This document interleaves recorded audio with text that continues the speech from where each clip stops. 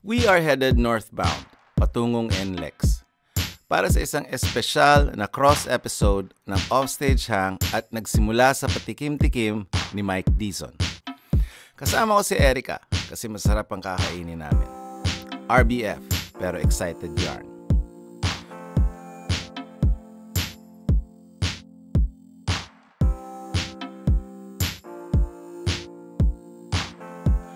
We are here at the Beef Deli, located at Drive and Dine sa NLEX.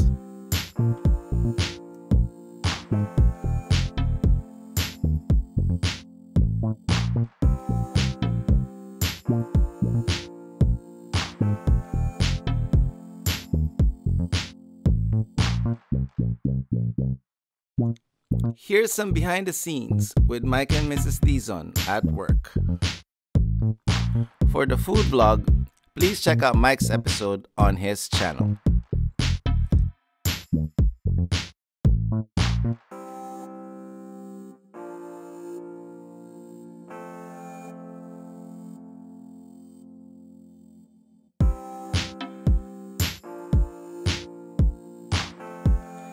Maraming salamat kay John and Jane for hosting us.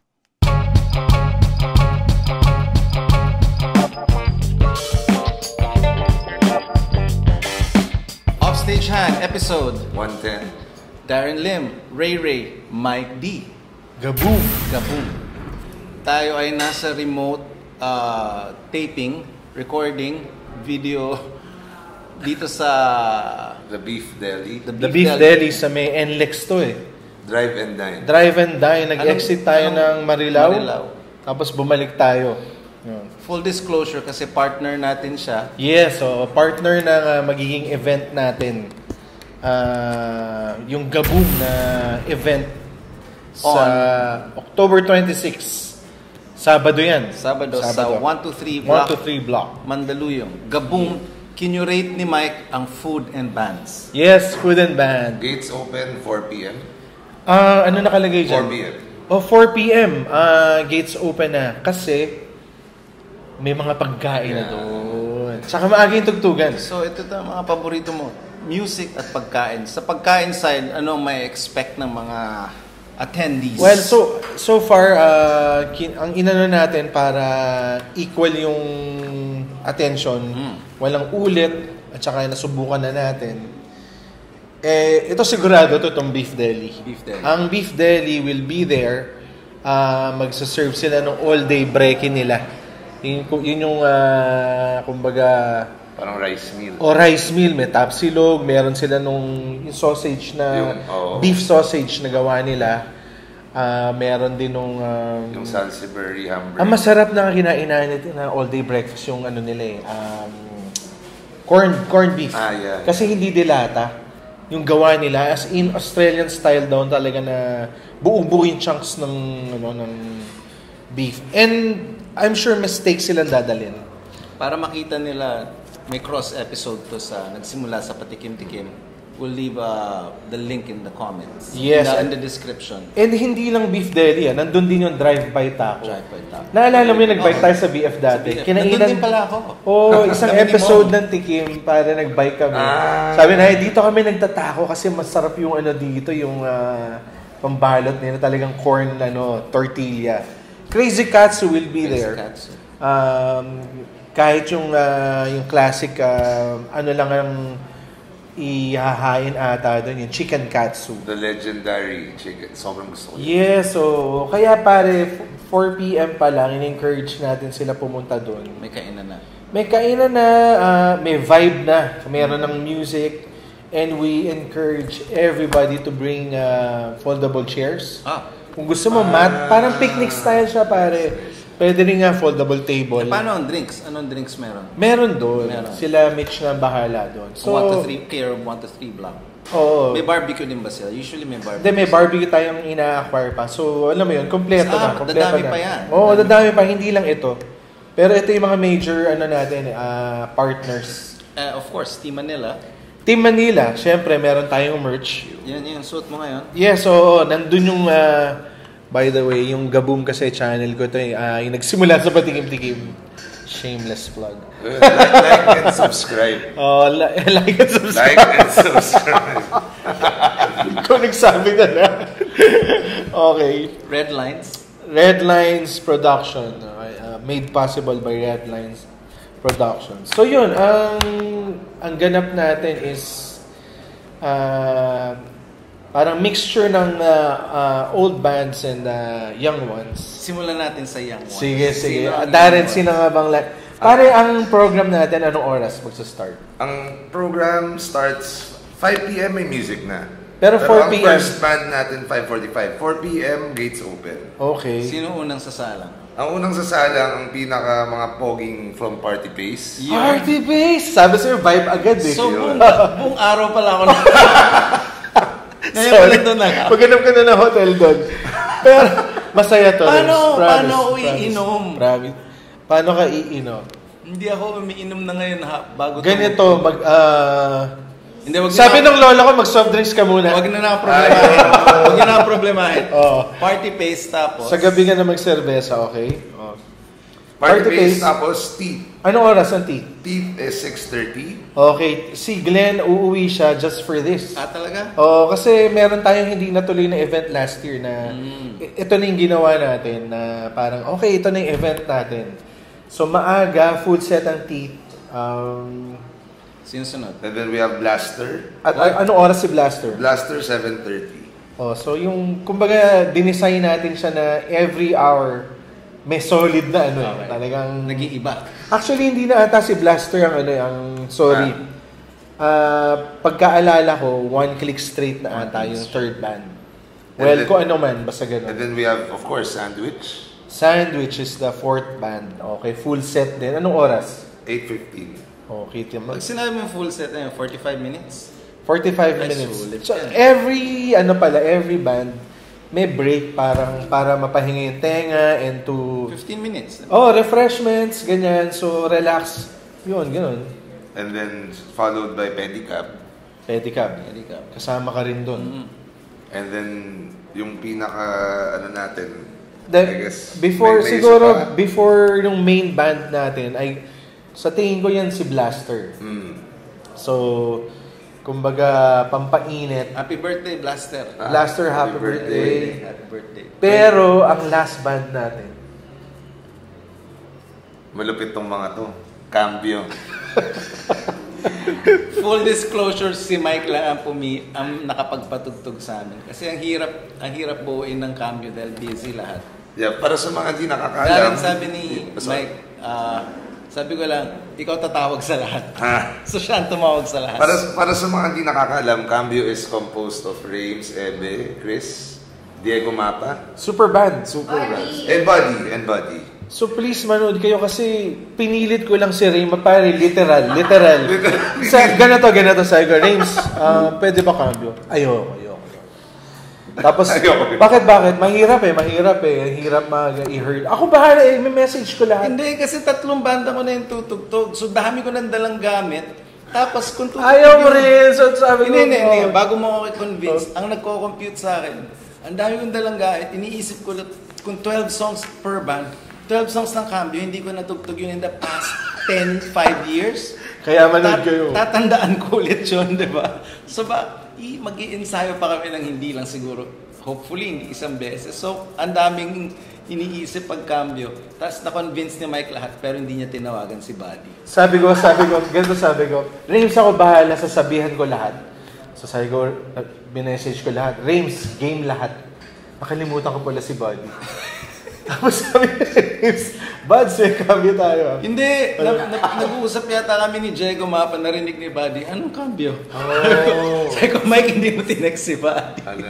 So be there. Kasi talagang special show to. Kasi practice kami ng 12 songs para lang sa isang show.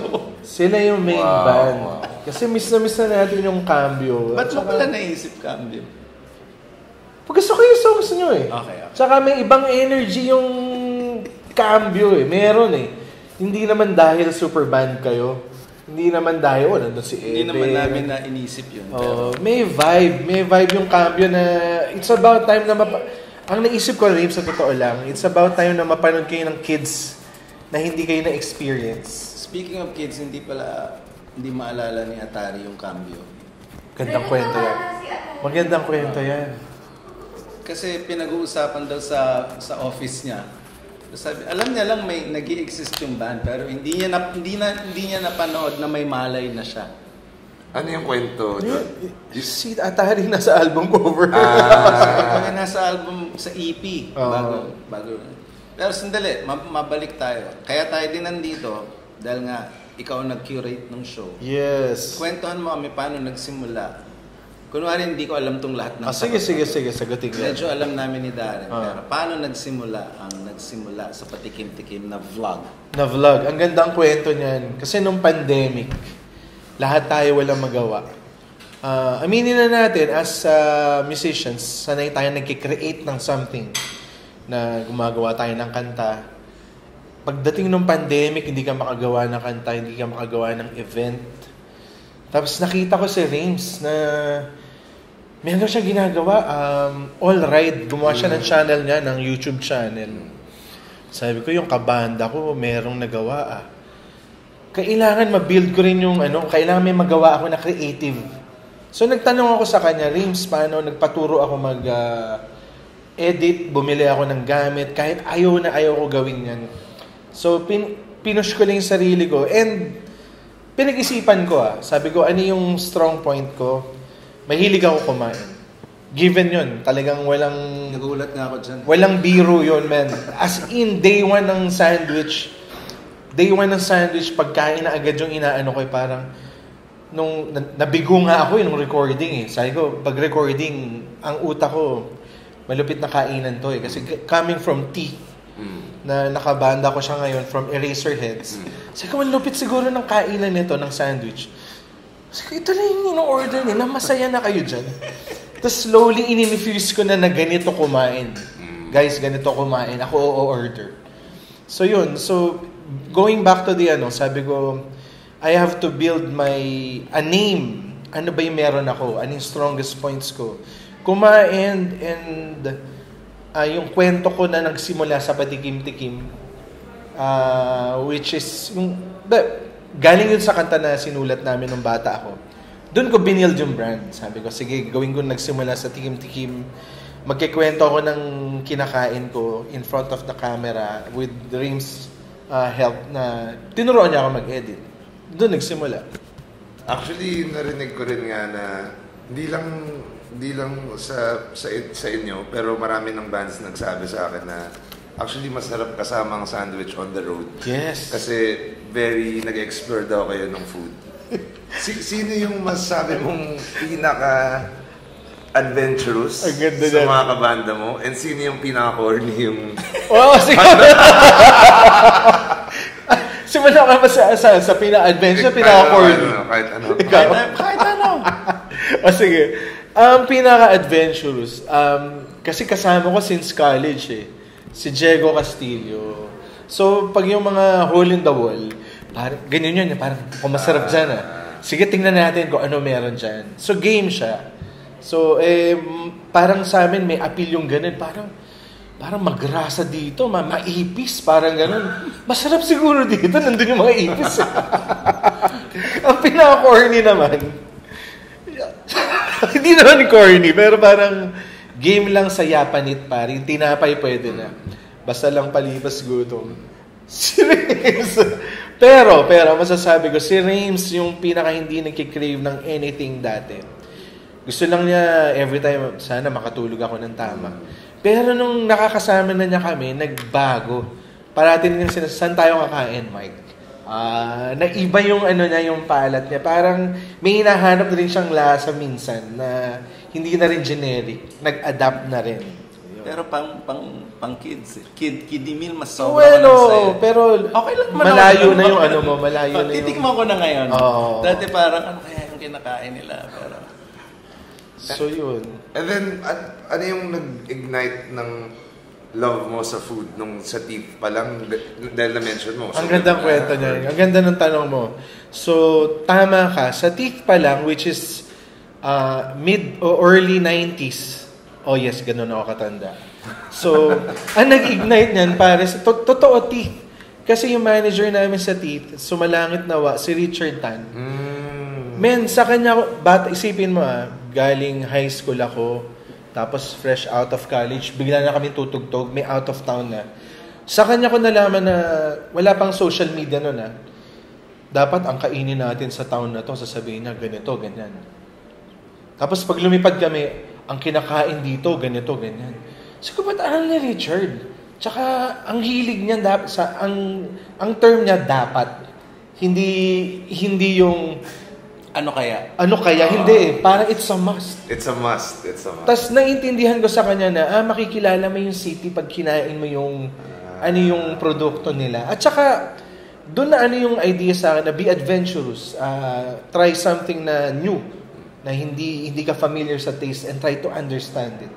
Kahit hindi mo gusto sa una. Yun na yung nagsimula sa patikim-tikim. Tama, di ba? Titikman mo muna Adventurous ka ba sa pagkain, Darren? Feeling ko sa start parang hindi. Pero pag I guess, medyo timid pa. Not as adventurous I totally understand. Pero depende sa kasama mo. Siguro pag napilit, baka okay din. Pag sumama ka sa akin, baka magbago yan. Ano naman yung parang pinaka-memorable mo na food adventure nun? Yung unang nagmulat sa'yo? Like may province ka ba napuntahan? Like kinalas ba yan? Kay Richard? Wala naman. Pero, wala naman. Pero yun lang ang tumatak sa akin na sinasabi niya na pag dumating na tayo sa norte, kailangan mag-empanada ka na. Iba yung empanada nitong probinsya na to sa... Ang galing, alam niya talaga So, yun. Naalala ko pag nag-tour tayo, may research ka na. May research. May konti ka ng research, parang sinabi ni ganito o nabasa mo online na... Yes, coming from Richard yan Parang, may tugtog tayo sa ganito. So, medyo titingin ka, ano ba kinakain doon? At least may background na sikat to. Sana matikman natin to. Sabihin ko sa atin, di ba? Ano yung pinaka-masabong gusto mong regional delicacy? Magandang tanong yan, regional delicacy. Pero sa amin sa sandwich, treat pag meron kaming road trip papuntang norte. Kasi palayo ka ng palayo sa Manila. Padami yung kambingan at saka kambing, itik. Parang nawawala ata yung baboy pag lumalayo ka Nagkataon naman, mahilig kami lahat sa papaitan. Mahilig kami sa mga kilawin. So yun, parang northern food, natutuwa kami. Pero syempre, pag lumipad ka na, seafood naman. Lalo na wasak kami yung una kaming kumain sa Breakthrough. Bye-bye seafood, ganyan. Ang sarap parang lahat kami masaya Parang solid nito, ganun. Yung itong magandang tanong, bakit pag nanood ka ng vlog mo, lahat masarap? Paano yung mga hindi masarap? Meron kasi gandang tanong yan. Pupunta ka lang hindi ni-research mo lang yan, hindi mo kinausap yung iba itong episode na to kasi partner natin yung itong lugar na to. Pero halos lahat ng episode mo na walang partners, ni-research mo lang, di ba? Gusto ko yung tanong na yan. Bakit masarap lahat na nakita mo? Bakit walang hindi ito masarap? Kasi pag kumain tayo, hindi ko ito gusto, lipat tayo. Tinanong mo ako parang masarap ba talaga lahat yan? Ganito yun. Napapagod din kasi ako. Paminsan sinasagot ko yan So, parang natitrigger ako dati. Lahat na lang masarap sa'yo. Ang nangyayari kasi, pag nag-shoot kami, i-edit mo pa afterwards.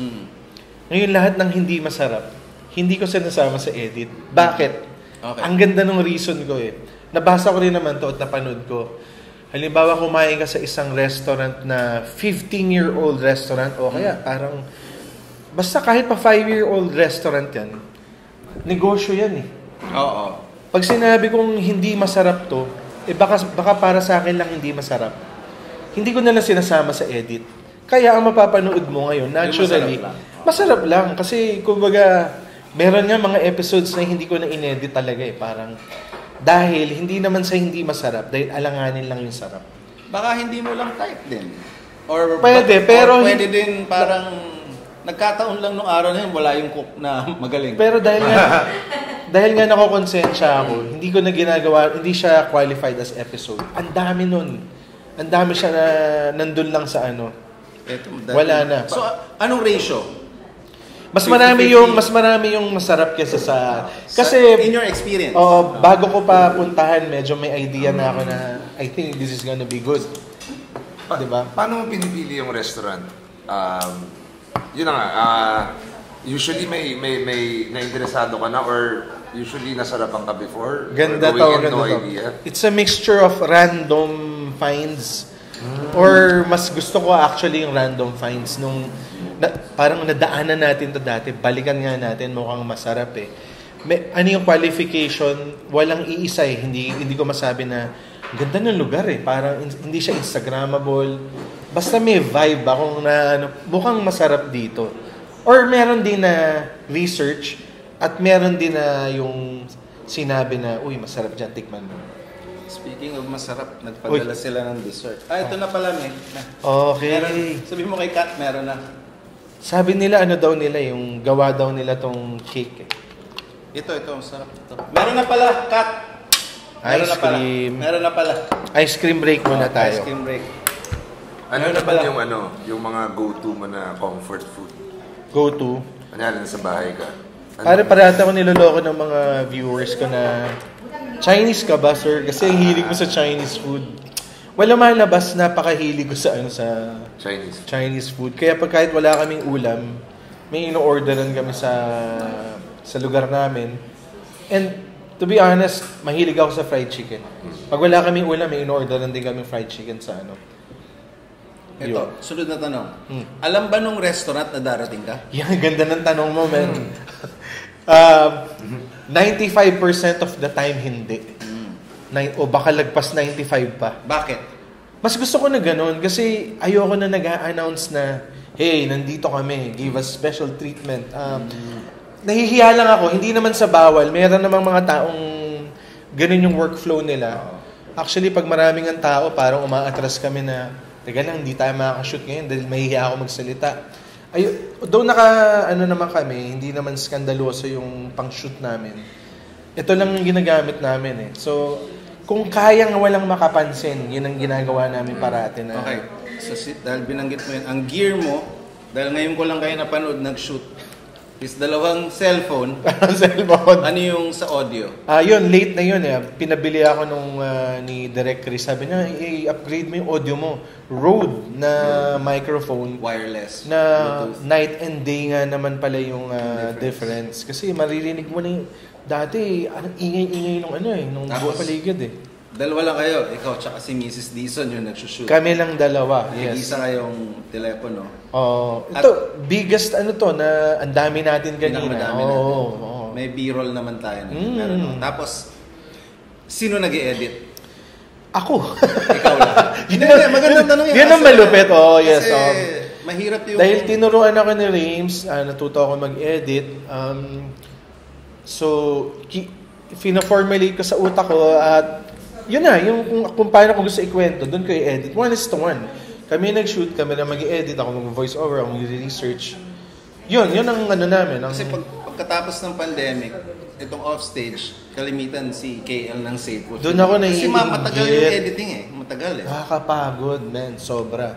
Pero yung style mo, napansin ko rin, ang ganda kasi parang long form. Long form. Parang Kubrick yung ganun, di ba? Hindi nagkakat eh. Kubrick, yes, baby. Thank you, Darren. Ano yung inspiration mo sa... May food vlogs ka ba na pinapanood? Maganda yan. Sino yung inspiration mo? Sa pag-vlog ko, wala naman akong ginagayang style. Pero maganda yung tinanong mo ng inspiration dahil matandang tao ko. Sa totoo lang, unang sa utak ko na ang galing ng ginagawa ng tao na yun, nag-adventure siya on video. Alam mo kung sino? Si Ian Wright.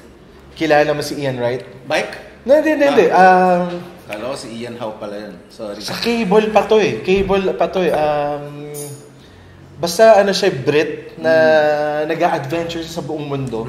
Towards the end. Sa TV. Sa TV. Oh. Bago pa si Zimmerman.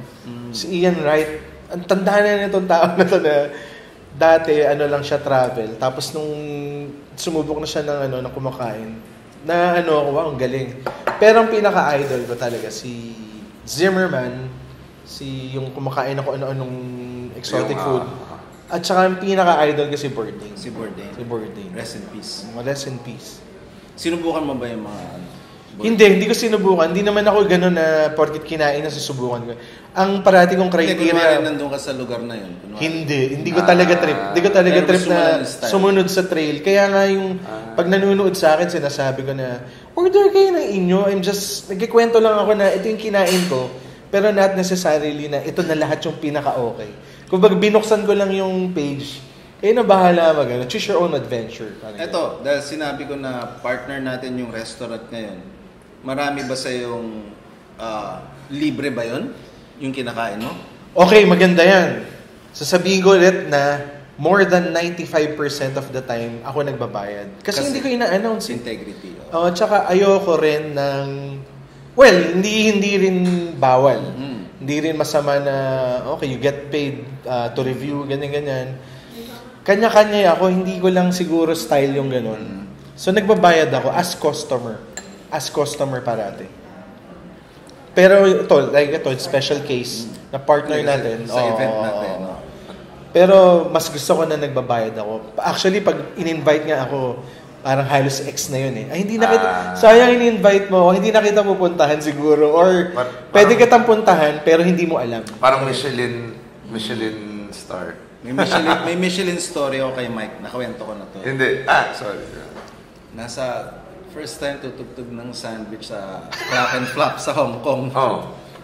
Tapos on time yan, on time. So, yung oras na sasalang kami, wala pa si Mike. Set up na. As in, next band na kami. Pre-vlog yan, eh? Before the vlog, before social media. Before social media.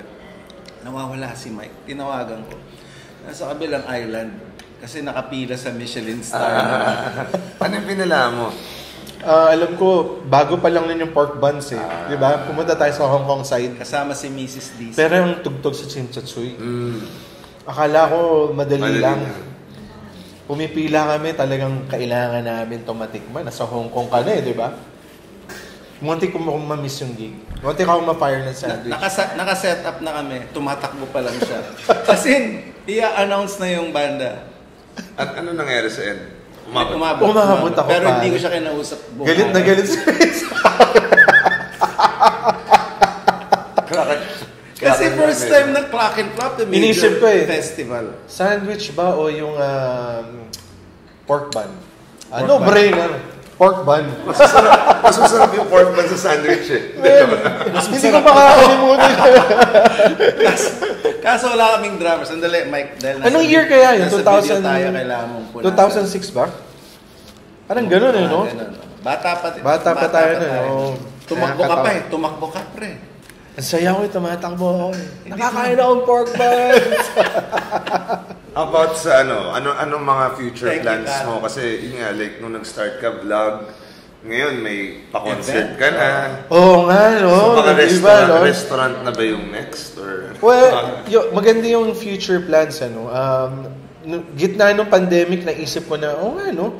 Kung hindi na babalik tong tugtugan, naisip ko baka hindi bumalik yung normal. Sabi ko, pwede magresto dahil alam ko yung gusto kong kainin. Meron akong idea na gusto kong lasa.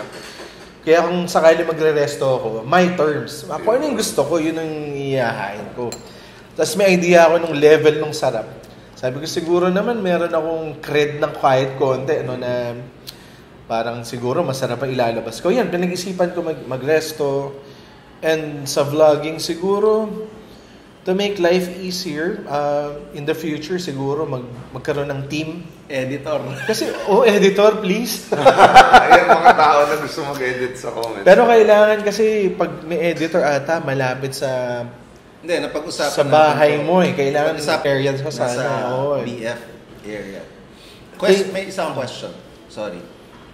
Anong pinag-aawayan nyo ni Mrs. Dizon na vlog-related? Kasama mo siya. Maganda yan. Ako nakikita ko kayo nag-aaway, pero for the viewers, ano ang madalas yung pag-aaway? Ganito, magandang kwento. So, dahil asawa mo yung kasama mo sa trabaho, Ang mag-asawa naman, normal lang naman na may girlfriend, may misunderstanding, nag-aatag tatalo. So may mga shoot din kami dati na hindi na namin ma-shoot kasi parang, paano to, hindi na ako makangiti. Nag-away tayo. Na hindi kasali dun sa... So naging rule na namin na please, before the shoot, huwag tayo magtalo. Di natin kailangan magtalo. So, after na. Say it nicely kung ano man. Parang, ano ba yung uso ngayon? Be courteous. Demure. Yan, classy. Ganun Hindi na. ka naman demure, pre. Hindi ako demure, pero nasa lugar na kami ngayon. So, may workflow kami. Safe to say na office mates kami. Alam na namin na okay, shoot. Meron din kaming yung work mode eh.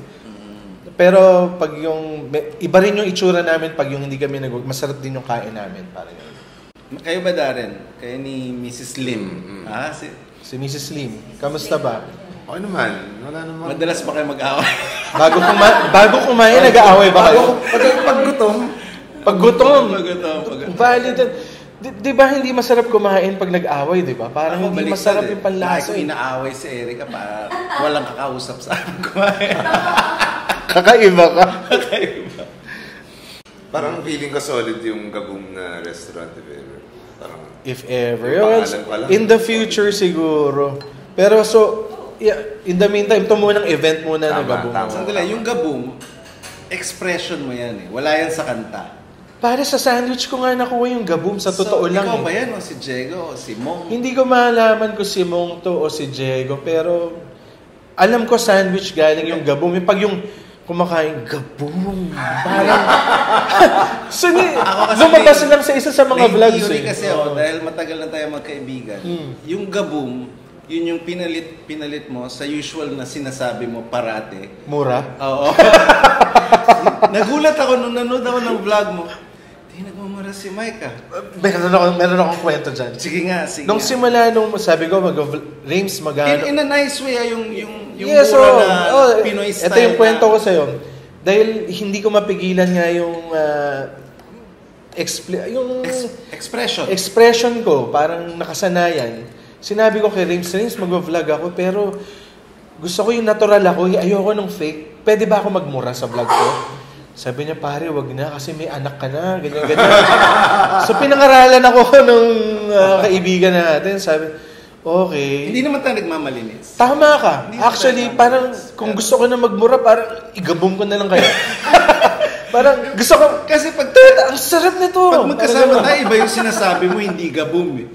I mean, natural naman na expression yun. Nakuha natin sa magulang din natin na yun ang expression. Parang, sarap nito. Ganun.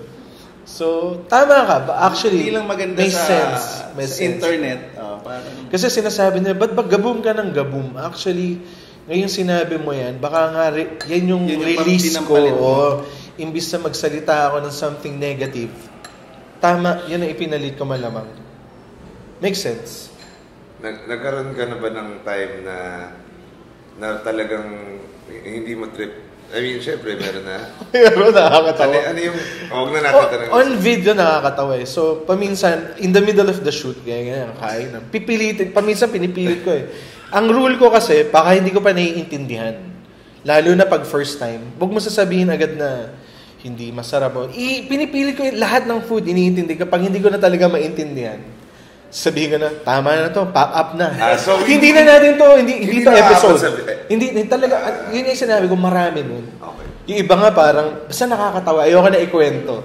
Never pa naman yung umabot sa video, pero... Dahil nga sa dami nagtatanong, iniisip ko, i-edit ko kaya to, person din i-message ko sa kanila, ito panoorin mo, ang dami na.